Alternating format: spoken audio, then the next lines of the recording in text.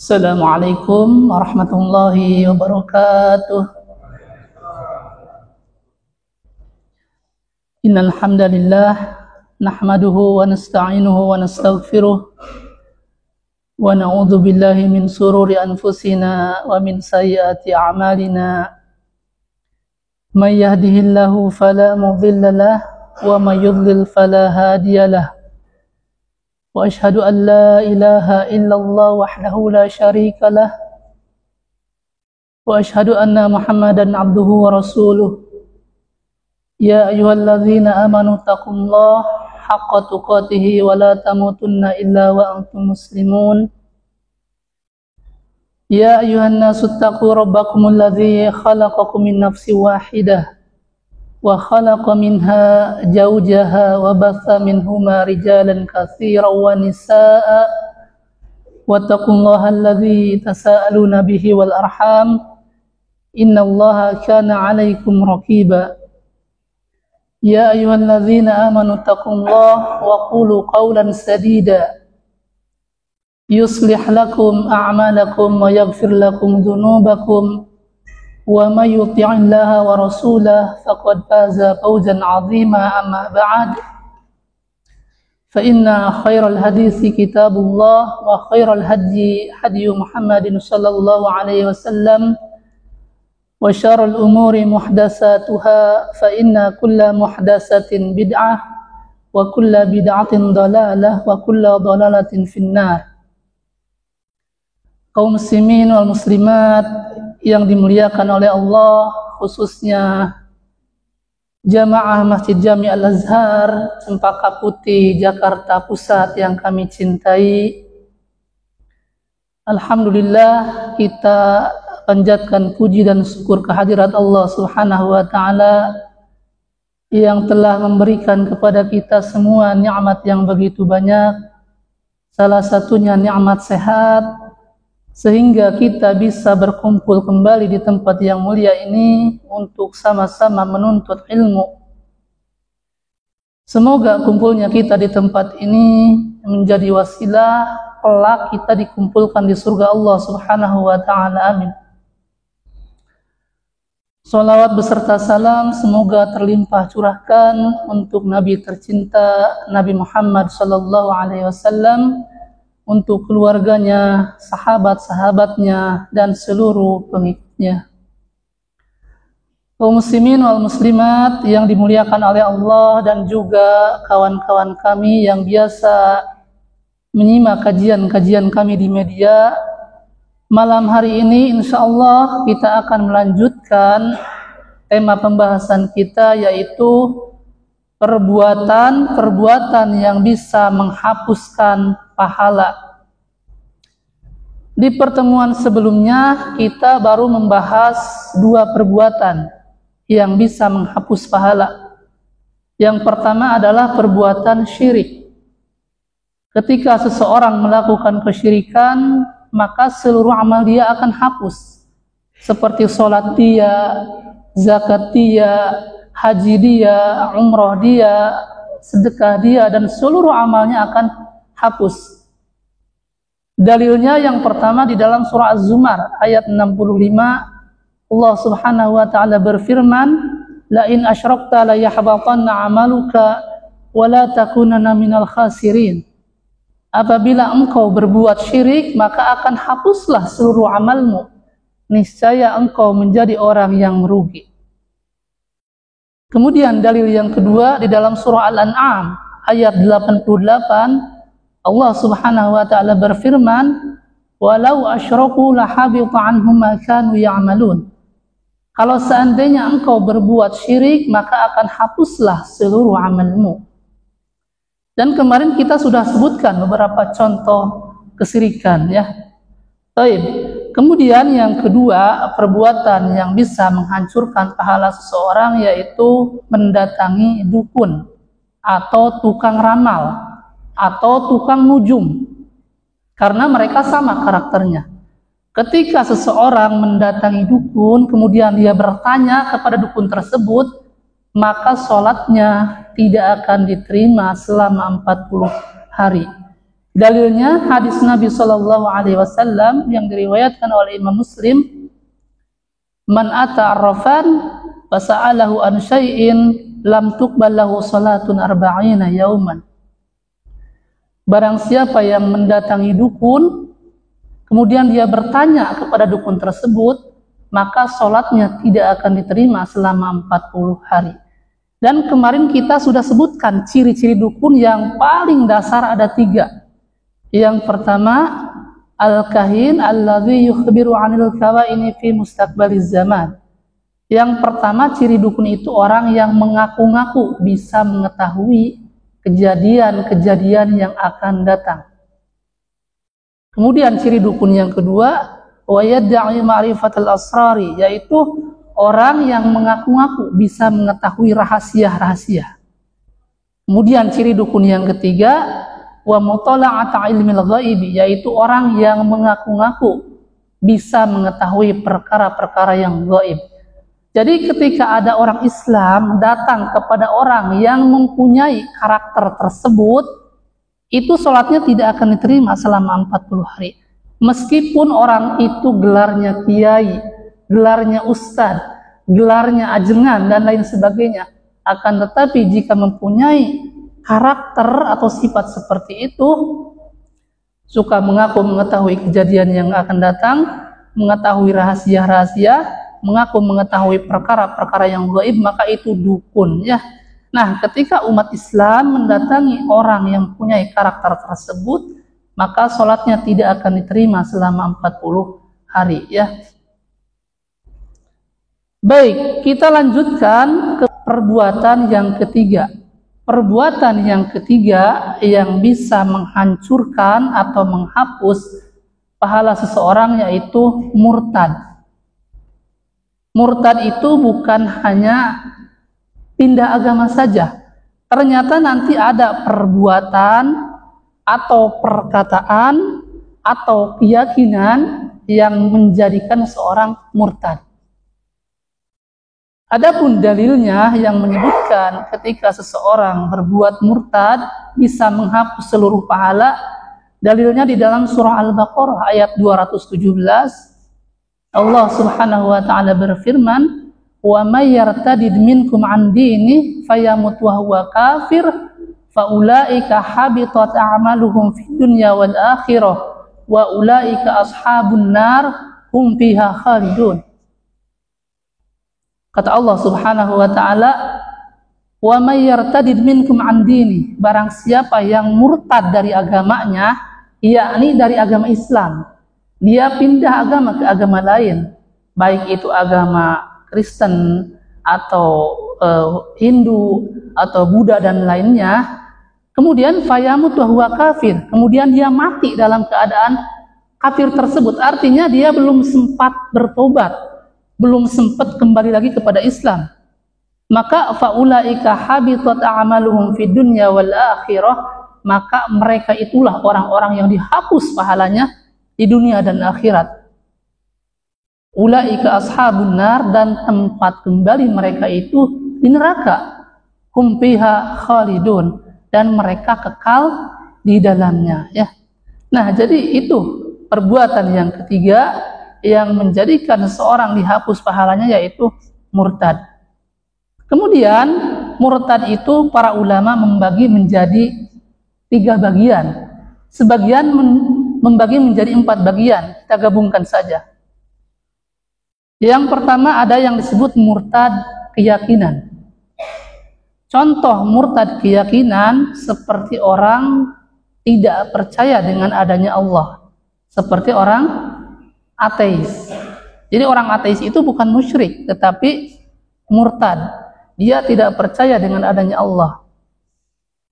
Kemudian contoh yang lain, murtad keyakinan, dia tidak percaya dengan adanya malaikat, atau tidak percaya dengan adanya rasul-rasul, tidak percaya dengan surga, tidak percaya dengan neraka, tidak percaya dengan nikmat kubur, tidak percaya dengan siksa kubur, tidak percaya dengan hari kiamat dan lain sebagainya. Ketika orang tidak percaya dengan perkara-perkara yang barusan disampaikan, maka orang tersebut telah murtad keyakinan. Atau para ulama mengatakan bukan hanya tidak percaya, tetapi ketika dia syak atau ragu-ragu, dia ragu-ragu dengan adanya Allah, dengan adanya malaikat, dengan adanya alam barzah, dengan adanya siksa kubur, dengan adanya surga, dengan adanya neraka, dengan adanya hari kiamat, maka orang tersebut telah murtad keyakinan. Jadi kalau kita gabungkan, makanya di awal tadi Anda sebutkan ada yang mengatakan 3, ada yang mengatakan 4. Jadi maksudnya digabung ya. Jadi kalau kita gabungkan, yang termasuk ke dalam murtad keyakinan itu orang tidak percaya atau ragu-ragu dengan adanya Allah, dengan adanya malaikat, dengan adanya Rasul, dengan adanya surga, dengan adanya neraka, dengan adanya nikmat kubur, dengan adanya hari kiamat dan lain sebagainya. Nah, itu murtad yang pertama, yaitu murtad keyakinan.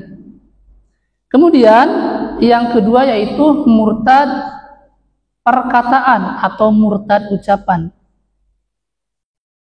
Contoh murtad perkataan atau murtad ucapan yaitu orang dia menghina Allah atau menghina Rasul atau mengolok-olok Al-Quran atau dia mengolok-olok hadis Nabi atau dia memanggil kepada seorang muslim dengan sebutan kafir atau Yahudi atau bukan Islam atau musuh Allah. Hati-hati, ini merupakan murtad perkataan. Makanya kita sangat prihatin dengan sebagian saudara kita yang begitu mudahnya lisannya mengatakan saudaranya yang lain dengan perkataan kafir atau Yahudi. Ini terjadi. Mereka di dalam status-status mereka, di dalam komentar-komentar mereka, sebagian saudara kita itu sampai setajam mengatakan Wahabi itu kafir, Wahabi itu Yahudi, Wahabi itu bukan Islam. Itu ada di grup-grup mereka. Karena anak masuk di dalamnya. Anak masuk di puluhan grup mereka untuk menasehati dan membantah syubhat-syubhat mereka. Itu ada. Anak punya data-datanya ya. Jadi sangat tajam sekali mulutnya sampai mengatakan saudaranya yang masih mengucapkan la ilaha illallah, beriman kepada Allah, mengatakan Wahabi kafir, Wahabi bukan Islam, Wahabi Yahudi dan lain sebagainya. Padahal apa yang mereka katakan itu nanti akan dihisab dan akan dipertanggungjawabkan di hadapan Allah. Dan ketika orang tersebut menuduh kepada seorang muslim dengan sebutan kafir atau Yahudi, itu tuduhan tersebut akan kembali kepada dirinya sendiri. Sebagaimana diterangkan di dalam hadis yang diriwayatkan oleh Imam Muslim, kata Rasul sallallahu alaihi wasallam, "Man da'a rajulan bil kufri." Barang siapa yang memanggil kepada seorang muslim dengan sebutan kafir, au qala adwallah, atau dia menyebutnya dengan musuh Allah. Walaysa bidzalik, padahal dia tidak demikian. Illa hara alaih, kecuali tuduhan itu akan kembali kepada dirinya. Jadi maksudnya ketika ada seorang muslim memanggil kepada muslim yang lain dasar Yahudi, maka bakal kembali kepada dirinya sendiri. Dia statusnya menjadi Yahudi. Kamu bukan Islam, itu akan kembali tuduhan itu kepada dirinya ya. Makanya kami sering ingatkan buat saudara-saudara kita yang begitu tajam lisannya mengatakan kepada muslim yang lain dengan sebutan kafir, Yahudi dan lain sebagainya. Hati-hati. Pertama, itu sudah masuk ke dalam murtad perkataan. Yang kedua, tuduhan itu akan kembali kepada dirinya sendiri. Karena setiap apa yang dia ucapkan, apa yang dia tulis, itu dicatat oleh malaikat. Sebagaimana yang Allah sebutkan di dalam surah Qaf ayat 18, "Ma yalfidhu min qaulin illa ladaihi raqibun atid." Tidak ada satupun kata yang diucapkan melainkan di sisinya ada 2 malaikat yang mencatat. Jadi dicatat semua perkataan atau komentar, karena tulisan itu pengganti pengganti perkataan. Jadi ketika orang mengomentari, menulis status, itu dicatat oleh malaikat ya. Jadi jangan mentang-mentang memakai akun palsu seenaknya menyebut atau menjuluki orang lain dengan kafir, dengan Yahudi, dengan Nasrani dan lain sebagainya ya. Baik. Nah, jadi yang kedua yang termasuk ke dalam murtad perkataan seperti memanggil kepada seorang muslim dengan sebutan Yahudi atau kafir atau musuh Allah atau bukan Islam. Kemudian contoh yang lain yang termasuk ke dalam murtad perkataan yaitu mengolok-olok Al-Quran atau mengolok-olok hadis Nabi Sallallahu Alaihi Wasallam. Seperti sebagian orang ketika mendengar hadis tentang kullu bid'atin dhalalah, setiap bid'ah sesat, maka sebagian orang mengolok-olok, dikit-dikit bid'ah, dikit-dikit sesat. Hati-hati. Ketika seseorang mengolok-olok perkataan tersebut, maka dia telah mengolok-olok Rasul dan para sahabat. Karena yang mengatakan semua bid'ah sesat adalah Rasulullah Sallallahu Alaihi Wasallam. Di dalam hadis yang diriwayatkan oleh Imam At-Tirmizi dan yang lainnya, Rasul bersabda, "Fa inna kulla muhdatsatin bid'ah wa kulla bid'atin dhalalah." Salah satu yang Rasul sebutkan, setiap bid'ah sesat. Yang menyebutkan Rasulullah, hati-hati jangan diolok-olok. Bukan hanya Rasulullah, para sahabat pun sama mengatakan semua bid'ah sesat. Seperti Ibnu Umar radhiyallahu anhu, beliau mengatakan, kullu bid'atin dhalalah wa in ra'ahan nasu hasanatan. Setiap bid'ah sesat meskipun manusia menganggap baik. Itu sahabat Nabi yang menyebutkan. Kemudian sahabat yang lain seperti Ibnu Mas'ud radhiyallahu anhu, beliau mengatakan juga, kata beliau apa? Ittabi'u wa la tabtadi'u faqad kufitum wa kullu bid'atin dhalalah. Ikutilah petunjuk Nabi Muhammad, jangan berbuat bid'ah karena sunnah sudah cukup bagi kalian. Wa kullu bid'atin dhalalah, dan setiap bid'ah sesat. Ini sahabat Nabi yang menyebutkan, sebagaimana diriwayatkan oleh Imam At-Tabrani di dalam Mu'jam Al-Kabir. Nah, jadi maksud kami, ikhwan, khususnya kami ingatkan buat saudara-saudara kita yang jauh di sana, hati-hati ketika mendengar hadis Nabi seperti semua bid'ah sesat. Itu kewajiban kita sami'na wa ata'na, jangan diolok-olok. Karena ketika seseorang mengolok-olok hadis Nabi, itu masuk ke dalam murtad perkataan ya. Baik. Ini hanya sepintas saja kami jelaskan ya, karena syubhat itu harus dibantah. Baik, kita lanjutkan ya. Nah, itu yang kedua ya. Jadi contoh murtad perkataan yaitu mengolok-olok Al-Qur'an atau mengolok-olok hadis Nabi Shallallahu Alaihi Wasallam. Kemudian murtad yang ketiga ada yang disebut dengan murtad perbuatan.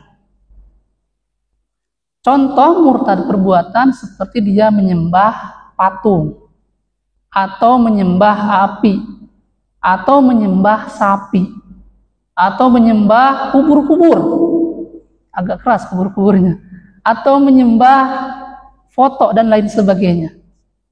Nah, bedanya dengan syirik, kalau syirik itu kemarin kita jelaskan definisinya itu ittakhadun nada ma'allah, yaitu membuat atau mengambil tandingan-tandingan bagi Allah.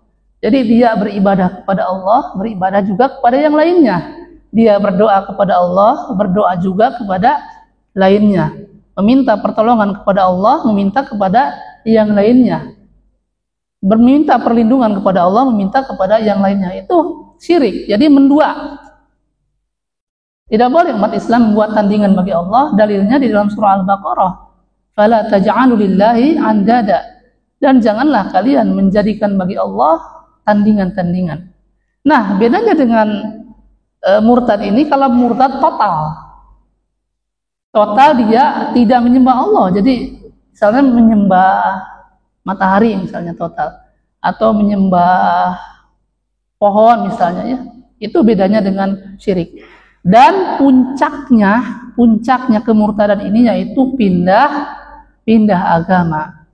Kalau orang sudah pindah agama, dia sudah terang-terangan dia meninggalkan Allah kemudian mencari Tuhan selain Allah, ya. Nah, kemudian konsekuensi bagi orang yang pindah agama atau murtad itu ada 5. Ada 5 hukuman, 5 konsekuensi atau 5 risiko bagi orang yang pindah agama atau murtad, ya.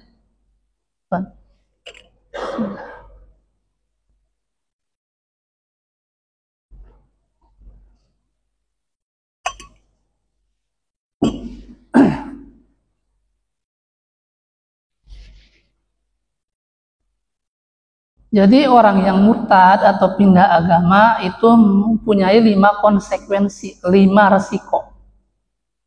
Pertama, dia diminta bertobat kepada Allah sampai 3 hari. Jadi dikasih waktu selama 3 hari, bertobat atau tidak. Kalau tidak mau bertobat, maka di dalam Islam, orang itu harus dibunuh.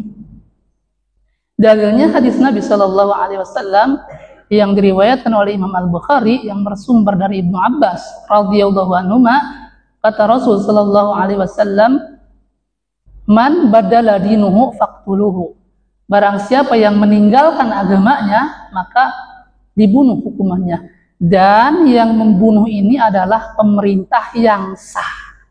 Bukan perorangan, bukan organisasi, bukan kelompok per kelompok, bukan, tetapi pemerintah yang sah.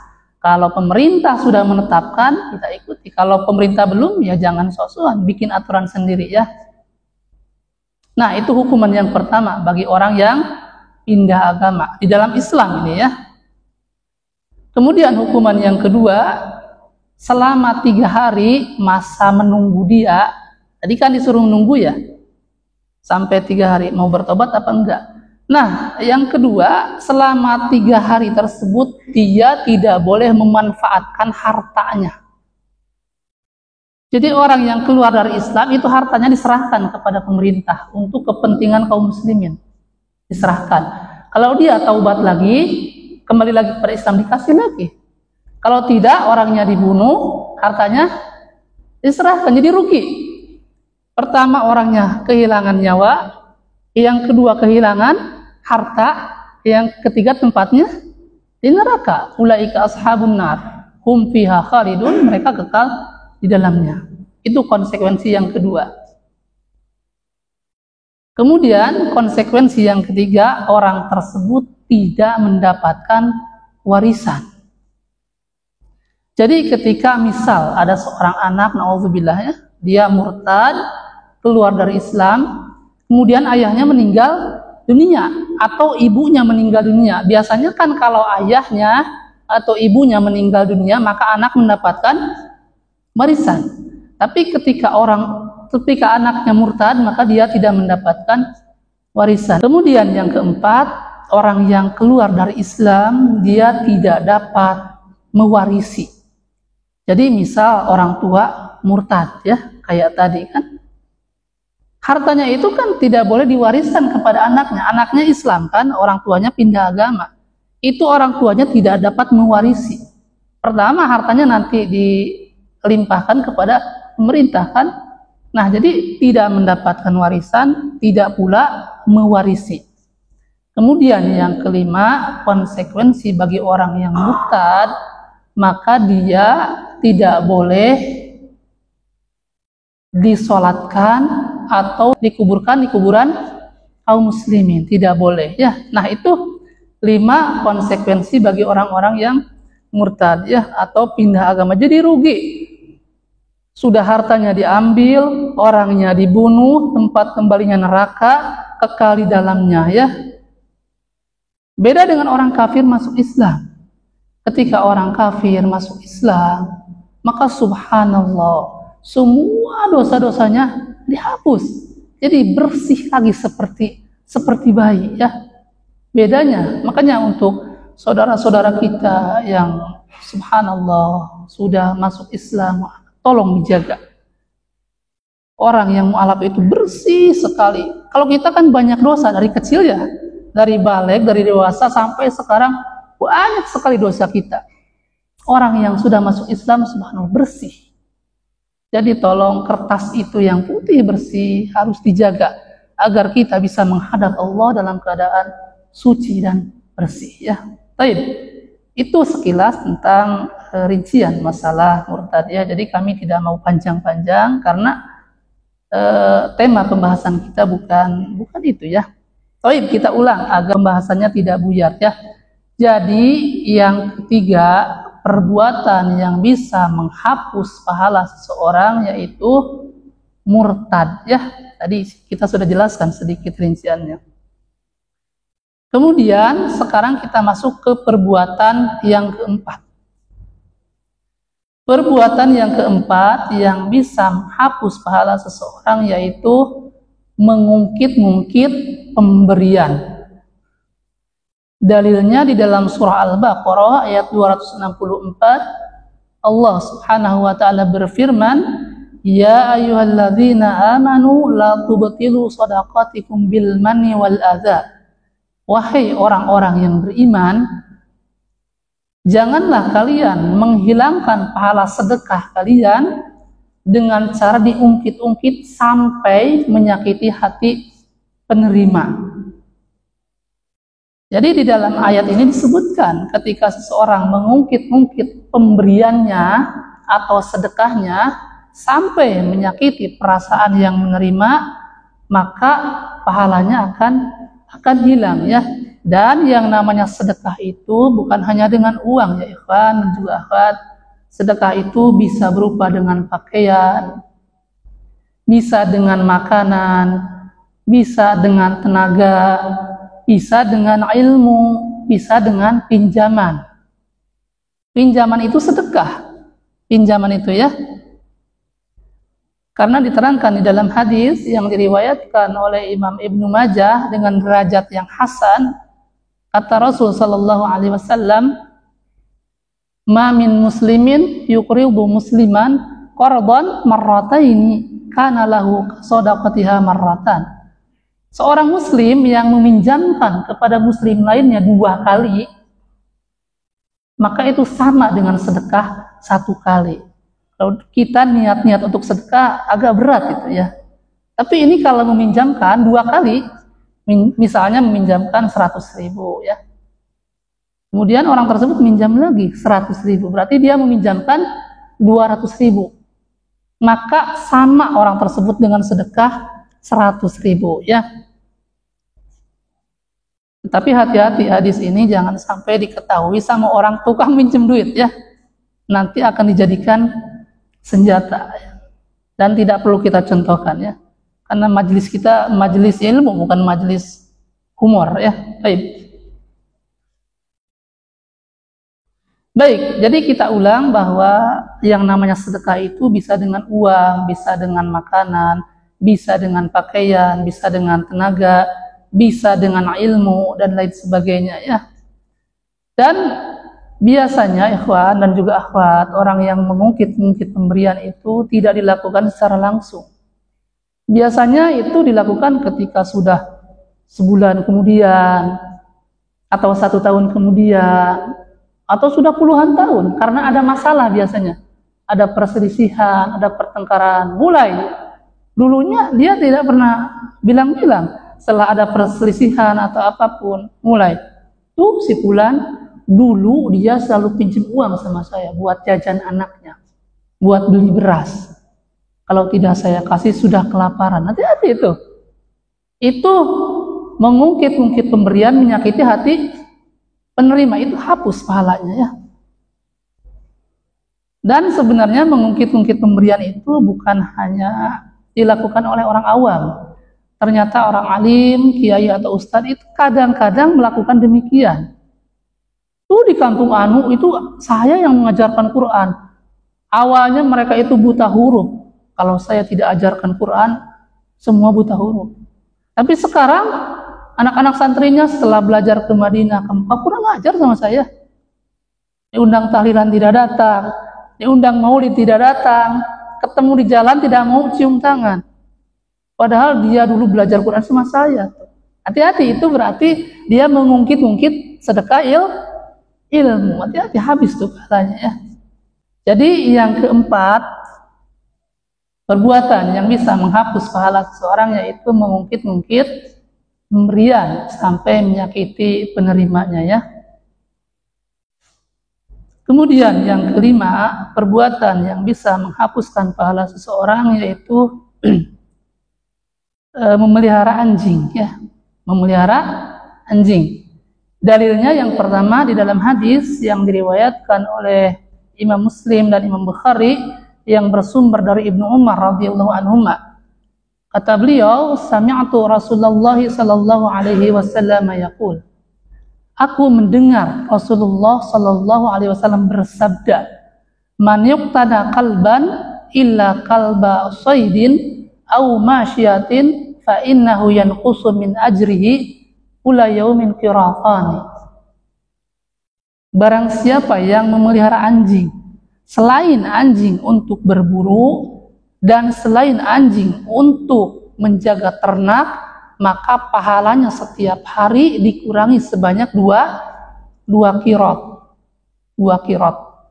Hadis pertama. Kemudian hadis kedua, hadis ini diriwayatkan oleh Imam Al-Bukhari dan Imam Muslim. Kata Rasul sallallahu alaihi wasallam, "Man amsaka kalban fa innahu yanqusu min amalihi kulla yaumin qiratun illa kalba harsin aw masyiatin."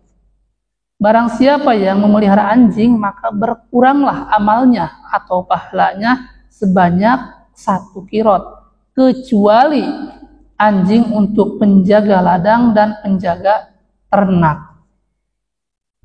Nah, kalau kita gabungkan di dalam dua hadis ini, jadi Rasul menyebutkan barang siapa yang memelihara anjing selain anjing untuk berburu, selain anjing untuk menjaga ternak, selain anjing untuk menjaga ladang, maka pahalanya dikurangin setiap hari dua qirat ya. Makanya Al-Imam An-Nawawi di dalam kitab Riyadhus Shalihin, beliau menyebutkan memelihara anjing selain untuk yang 3 tadi hukumnya haram. Kata beliau di dalam bab tersebut, babu tahrim ittikhadil qalbi illa lisaydin aw masyatin aw zar'in. Bab diharamkannya memelihara anjing selain anjing untuk berburu, selain anjing untuk menjaga ternak, selain anjing untuk menjaga ladang ya. Nah, kemudian bagaimana kalau anjing itu untuk menjaga rumah? Untuk menjaga rumah, maka ini terjadi khilaf di kalangan ulama. Terjadi perbedaan. Pendapat pertama mengatakan tidak boleh, karena hadis tadi hanya menyebutkan 3. Anjing untuk menjaga ternak, untuk menjaga ladang, dan untuk pemburu. Nah, tetapi pendapat kedua mengatakan boleh, karena dikiaskan dengan menjaga ladang. Analogi. Allahu alam, ana sendiri lebih memilih atau lebih cenderung kepada pendapat yang pertama, karena dalilnya jelas. Rasul hanya menyebutkan 3 dan diperkuat dengan hadis yang lain yang diriwayatkan oleh Imam Al-Bukhari dan Imam Muslim yang bersumber dari Abu Talhah Al-Ansari. Kata Rasul sallallahu alaihi wasallam, la tadkhulul malaikatu baitan fihi kalbun wala tamasilu. Malaikat tidak akan masuk ke dalam rumah yang di dalam rumah tersebut ada anjing dan juga gambar-gambar atau patung-patung. Nah, jadi berdasarkan hadis ini semakin memperkuat bahwa pendapat pertama bahwa memelihara anjing untuk menjaga rumah maka tidak boleh ya. Tetapi Allah alam, fikih itu luas ya ikhwan. Urusan fikih itu jadi kita harus banyak legowo kalau urusan fikih. Beda dengan akidah, kita harus tegas ya. Dan perlu diketahui yang tadi disebutkan bahwa malaikat tidak akan masuk ke rumah yang ada anjingnya, itu bukan malaikat maut, bukan ya, bukan malaikat pencatat amal, bukan, tapi malaikat rahmat ya. Kalau malaikat maut datang ya. Baik. Nah, jadi ketika kita memilih pendapat yang pertama tadi, berarti hukum memelihara anjing selain untuk berburu, menjaga ternak, menjaga ladang, berarti tidak boleh dan pahalanya akan dikurangi sebanyak 2 kirot sehari. Bayangkan kalau sehari 2 kirot, kalau sebulan 60 kirot. Kalau 1 tahun 720 kirot. Itu banyak. Para sahabat pernah ada yang bertanya, kirot itu apa ya Rasulullah? Kata Rasul, seperti gunung yang sangat besar. Jadi itu dikurangi sehari segunung yang sangat besar. Sedangkan kita tidak tahu pahala kita dapatnya berapa ya. Mungkin kecil, mungkin besar ya. Makanya daripada piara anjing, lebih baik piara kambing ya, atau ayam, tidak apa-apa ya. Atau bebek ya. Dagingnya enak ya, Pak Jod ya. Tadi Masya Allah Nabi jamu sama beliau, daging bebek, subhanallah. Baik, kita lanjutkan ya. Nah, kemudian Ikhwan, para ulama mengatakan kenapa orang yang memelihara anjing itu pahalanya dikurangi setiap hari 2 kirot. Karena anjing itu mengganggu.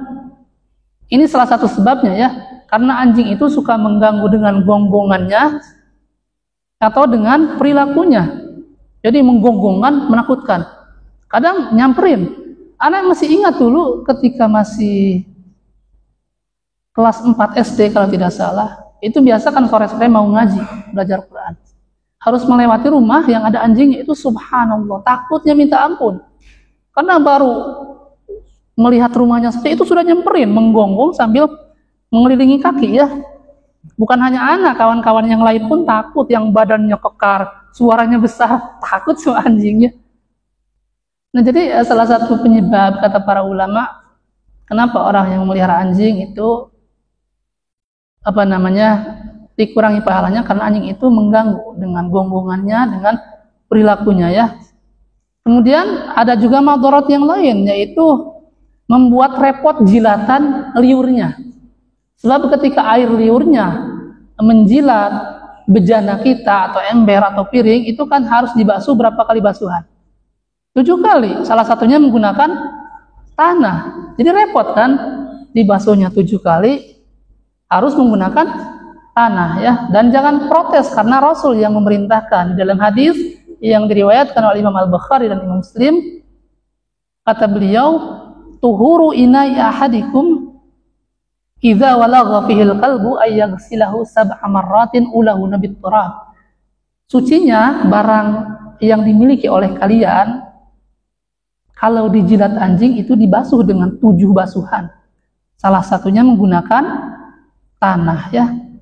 Dan kenapa hikmahnya, kenapa ini menggunakan tanah? Ternyata hikmahnya baru ketemu sekarang ya Ikhwan.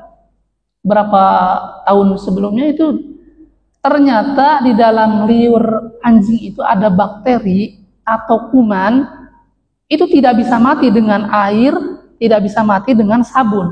Dia hanya bisa mati dengan tanah. Jadi itu salah satu hikmah ya.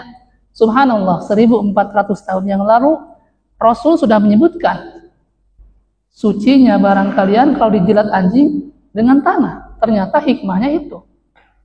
Baik, kita ulang ya.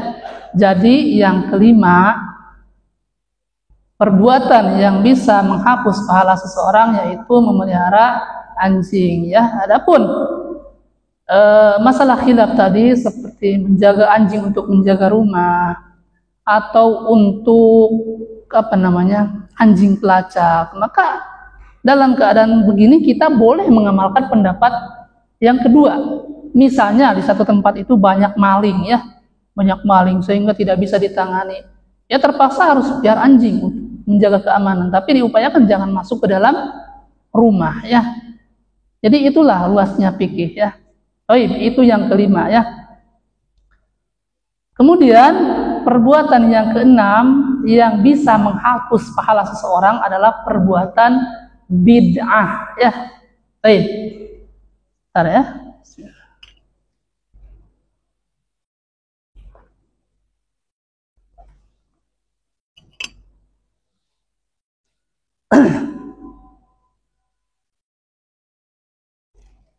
Udah azan belum?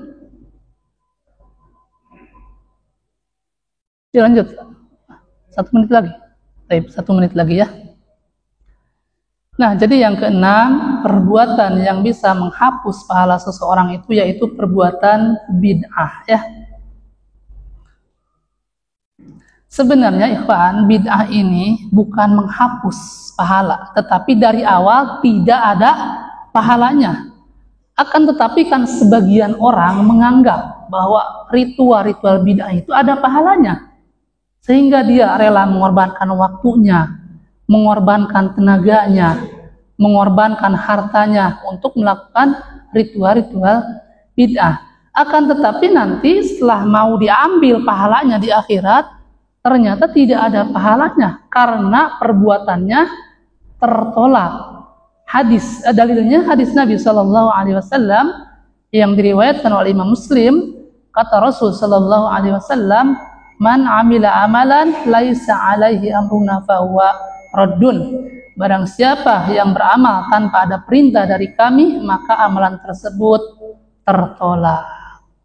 Baik, kita azan dulu berarti ya. Allahu Akbar, Allahu Akbar.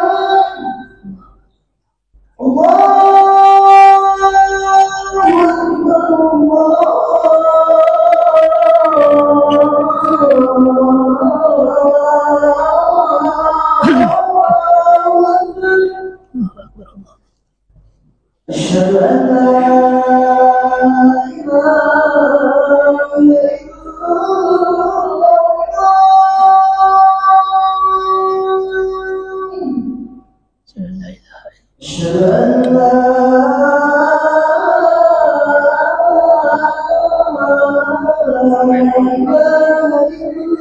habis, Masya Allah.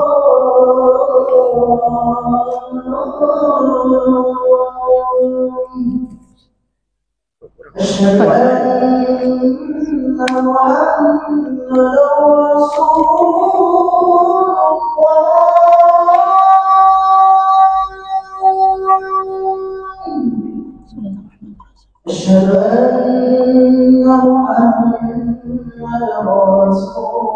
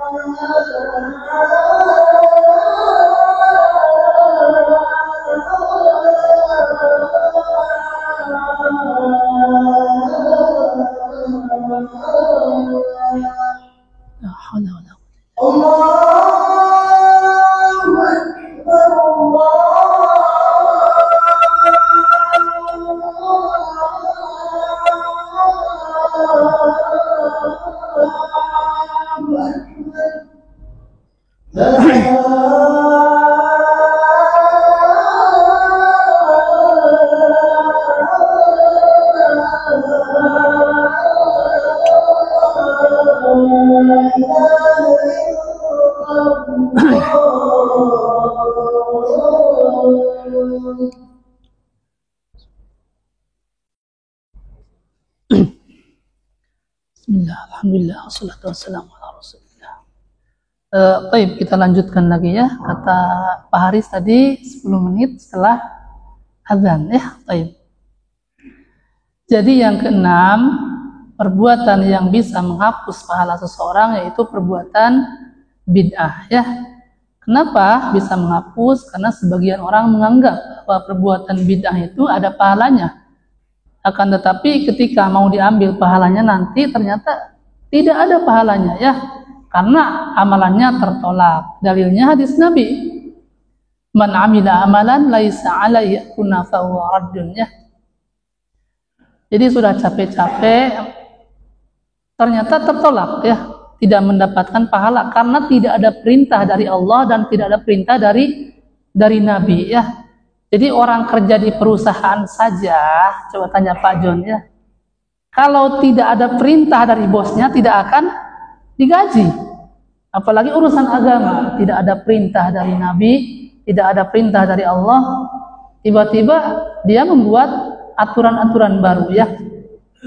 Makanya ikhwan nanti di akhirat ada umat Nabi SAW yang berbondong-bondong datang ke telaga Nabi SAW untuk minum di telaga tersebut. Yang kalau orang tersebut minum di telaganya itu tidak akan haus selamanya. Dan jumlah wadah untuk minumnya itu sebanyak bintang-bintang yang ada di langit. Nah, ada beberapa umat Nabi Muhammad datang ke sana ingin minum dari telaga Nabi. Tetapi setelah sampai di sana diusir, dijauhkan. Dijauhkan dari telaga tersebut. Sehingga Rasul bersabda, itu adalah umatku, kata Rasul. Maka Allah Subhanahu wa taala berfirman, innaka la tadri ma badalu ba'daka. Sebenarnya engkau tidak mengetahui bahwa mereka telah mengganti ajaranmu sesudahmu, kata Allah. Jadi dia sudah membuat ajaran-ajaran baru yang tidak diajarkan Rasulullah. Kemudian Rasulullah SAW bersabda, suhkan liman badala ba'di. Celaka kata Nabi bagi orang yang merubah ajaranku sepeninggalanku ya. Nah, jadi dia sudah pede ingin minum di telaga tersebut, ternyata amalannya tidak ada pahalanya karena tertolak ya. Nah, oleh sebab itu kita ikhwan harus senantiasa ingatkan diri kita, keluarga kita, jangan sampai terjerumus ke dalam ritual-ritual bid'ah. Karena kalau kita perhatikan ritual-ritual bid'ah ini semakin tahun semakin bertambah, bukan semakin berkurang ya, semakin bertambah. Ada ritual ini, ritual itu, peringatan ini, peringatan itu, hari ini, hari itu, sampai anak puyeng. Kan banyak yang bertanya, Ustaz, bagaimana hukum ini, bagaimana hukum itu. Jadi menambah PR bagi kita ya. Seharusnya yang ditanya itu mereka, karena mereka yang berbuat, maka mereka yang harus menjelaskan dalilnya. Karena al-aslu fil ibadah at-tahrim. Hukum asal ibadah itu haram kecuali ada dalilnya. Jadi jangan dilakukan dulu sebelum ada dalilnya. Jadi yang harus ditanya mereka, mana dalil perbuatan ini ya. Kalau makanan yang ditanya larangannya. Jadi semua boleh dimakan ya Pak, kecuali ada dalil larangannya. Al-aslu fil at'imah al-ibahah. Hukum asal makanan itu boleh kecuali ada larangannya ya. Jadi kalau kita perhatikan ritual bid'ah ini semakin banyak ya, semakin hari semakin bertambah ya. Makanya hanya dua negeri yang tidak ada ritual bid'ah itu yaitu Makkah dan Madinah, itu dijaga oleh Allah ya. Karena ketika orang melakukan ritual bid'ah di kota Madinah misalnya, itu pertama akan dilaknat oleh Allah, oleh malaikat, oleh seluruh manusia, dan amalan wajib dan sunnahnya tidak akan diterima. Sebagaimana diterangkan di dalam hadis yang diriwayatkan oleh Imam Al-Bukhari dan Imam Muslim, kata Rasul sallallahu alaihi wasallam, al-Madinatu haramun ma baina airin ila kadza. Man ahdasa fiha hadasan au awa muhdisan fa alaihi la'natullah wal malaikati wan nasi ajma'in. Barang siapa yang melakukan bid'ah di kota kami, yaitu kota Madinah, atau melindungi orang yang melakukan bid'ah, itu dilaknat oleh Allah, dilaknat oleh malaikat, dan dilaknat oleh seluruh manusia. Bahkan kata Nabi, la yaqbalullahu sarfan wala adlan. Bahkan amalan wajib dan sunnahnya tidak akan diterima. Makanya di sana kita tidak melihat ritual-ritual bid'ah ya. Makanya para sahabat itu agar saking takutnya sahabat yang lain berbuat bid'ah sampai saling mewasiatkan jangan sampai berbuat bid'ah. Seperti Ibnu Abbas radhiyallahu anhu, ketika diminta wasiat atau nasihat oleh sahabat yang lain, kata beliau apa? Alaisa bitaqwallah wal istiqamah. Bertakwalah kepada Allah dan istiqomahlah. Kemudian beliau berkata, ittabi' wala tabtadi. Ikutilah sunnah Nabi Muhammad wala tabtadi, dan jangan berbuat bid'ah. Ya, jadi kita harus saling mewasiatkan agar jangan sampai diri kita, keluarga kita, saudara-saudara kita terjerumus ke dalam perbuatan-perbuatan bid'ah ya. Baik, kita akan sebutkan beberapa contoh ritual bid'ah. Kita akan jelaskan ritual-ritual bid'ah dengan dalil bahwa ritual tersebut nanti bertentangan dengan hadis, bertentangan dengan asar sahabat, bertentangan dengan pendapat puluhan ulama. Jadi bukan hanya mengatakan ini bid'ah. Kita ada dalil-dalil untuk membantah ritual-ritual tersebut ya. Baik, yang pertama contoh ritual bid'ah yaitu tahlilan. Itu tahlilannya. Tahlilan yang dimaksud bukan mengucapkan la ilaha illallah, bukan.